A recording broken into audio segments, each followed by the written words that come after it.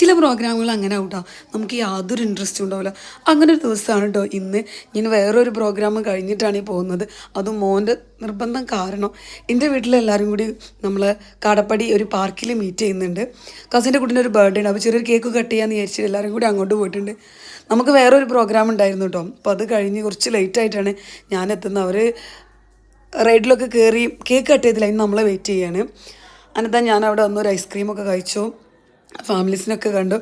ഞാൻ പറഞ്ഞല്ലോ എന്നെ വെയിറ്റ് ചെയ്യണം കേക്ക് കട്ട് ചെയ്യാൻ വേണ്ടിയിട്ട്. കേക്ക് വാങ്ങിയിട്ട് കുറച്ച് ടൈമായി മെൽറ്റാവും, നമ്മൾ പോയിട്ട് കട്ട് ചെയ്യാമെന്നൊക്കെ പറഞ്ഞു. അപ്പോൾ ഞാനിതാ കേക്ക് കട്ട് ചെയ്യാൻ വേണ്ടിയിട്ട് അങ്ങോട്ട് അവരെ കൂടെ പോവുകയാണ്. അതിന് ശേഷം എന്തെങ്കിലും ചെറിയ റേറ്റിലൊക്കെ കയറണമെന്ന് വിചാരിക്കുന്നത്.